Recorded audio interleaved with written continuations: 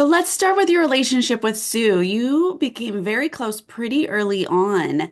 Could you tell, though, how close she actually was with Gabe?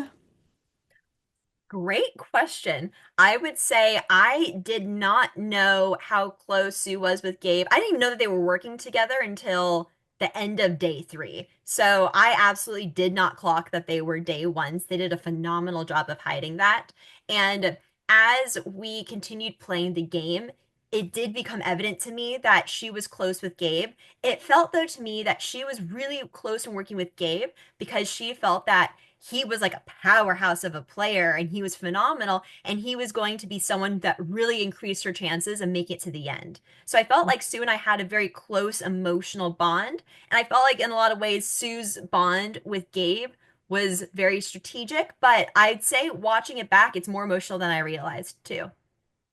At the split tribal where Rachel ends up leaving, were you actually considering voting out Gabe, or was Tiana really the choice?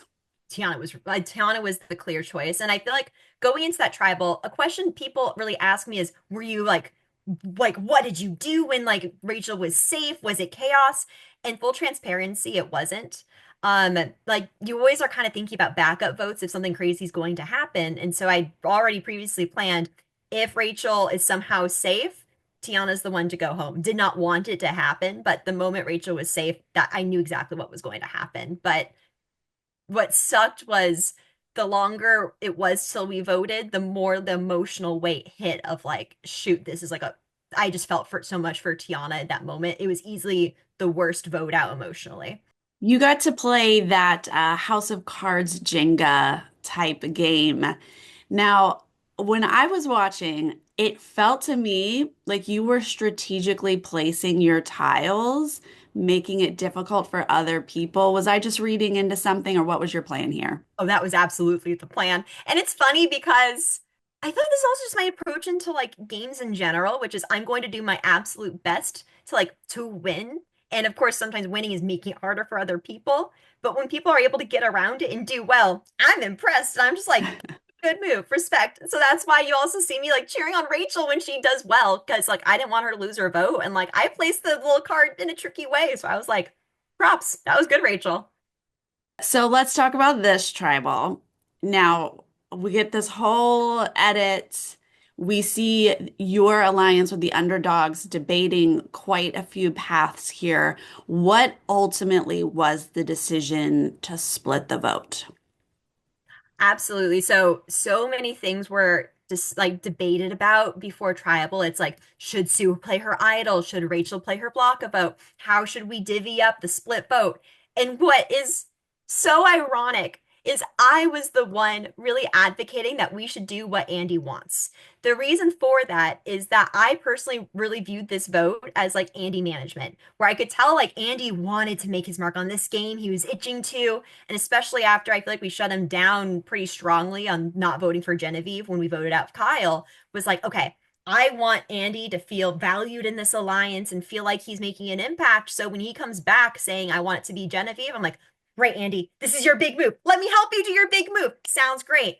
And so it was a calculated risk to not play those advantages to guarantee that it was in fact Genevieve to go home, but it's because I wanted Andy to feel like he could hold his head high. He was the one who orchestrated all of this, and that this was his big move. And after this, he didn't have to do anything crazy. I thought that it was going to make it easier to move the game in the direction I was hoping for if Andy felt like he could really hang his hat on this one move. And granted, he made a big move. It was the one I thought, but big move was made. Right. So it appears that you guys have fully embraced Andy. So the thought of him flipping wasn't crossing your mind then. It was something where there was a couple times I thought about it and I actually talked it through with Rachel. I was like, Andy won't flip, will he? And it's like, well, no, because he is the one proposing this plan.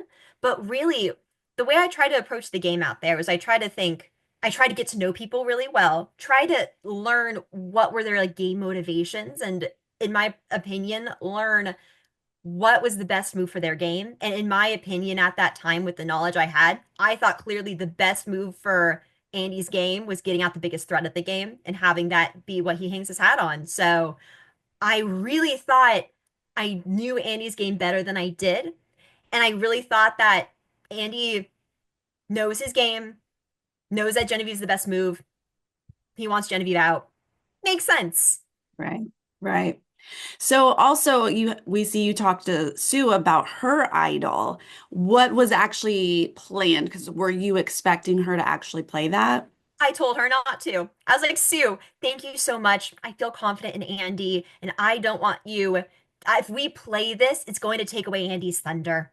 No, don't play your idol on me. Thank you, though, Sue. But I'll be entirely honest, walking into tribal council, I had a bad gut feeling. I had a bad Mm, enough gut feeling where I still thought I was safe, but my thinking was if I had an idol, I would play it. However, I'm not going to ask Sue to play hers because she is on the other side of tribal council, sitting over like we're sitting in opposite directions.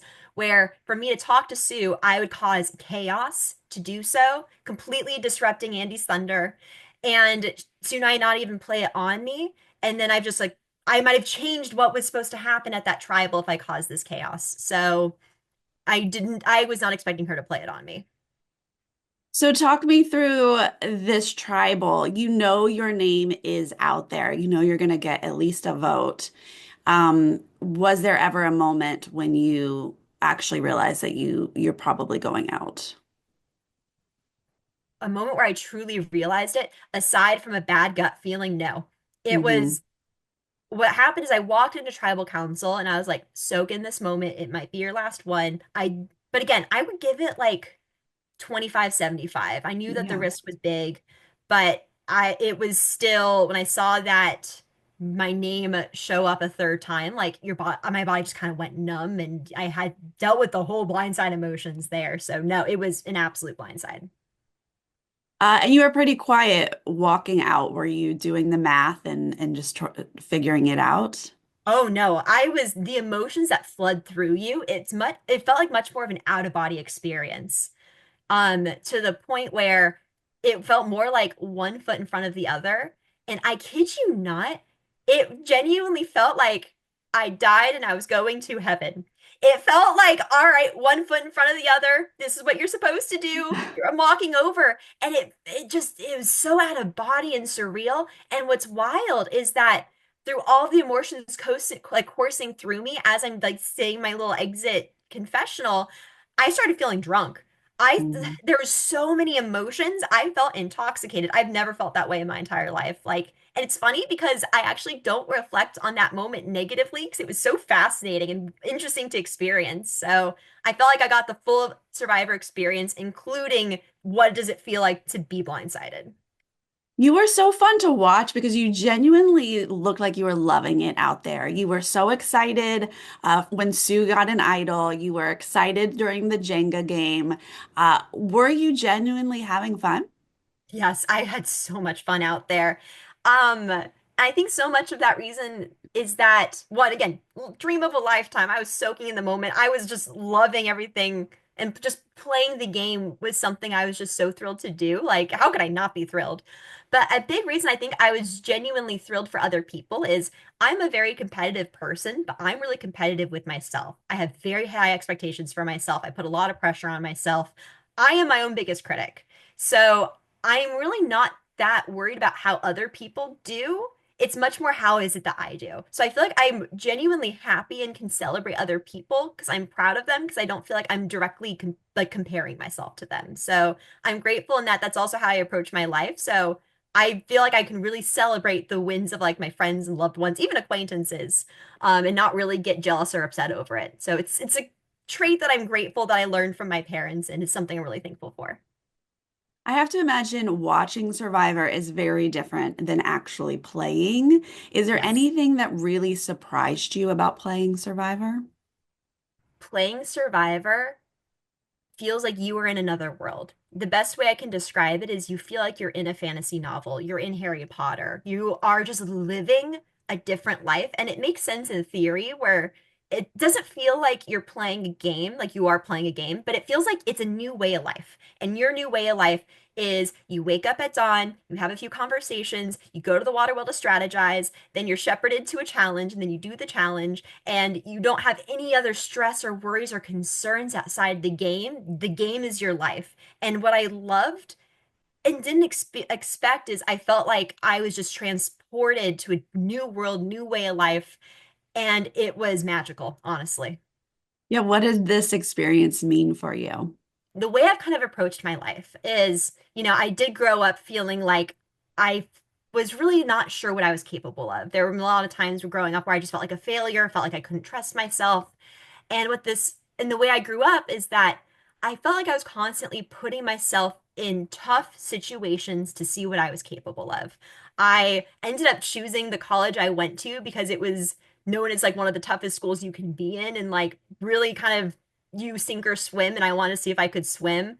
The job I ended up going after outside of or after college was known as being one of the toughest jobs that you could go into, and I was like, let's see if I can do it. And I think Survivor was the epitome and the culmination of that. It was like, this is the hardest thing I could ever do in my life. And it's really trying to put my skills to the test.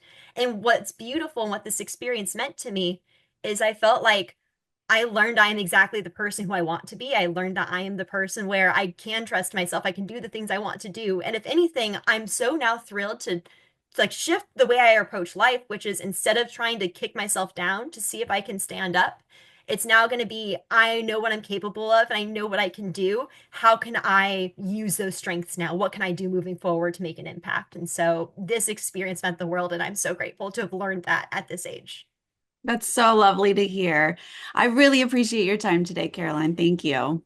Thank you, Sarah.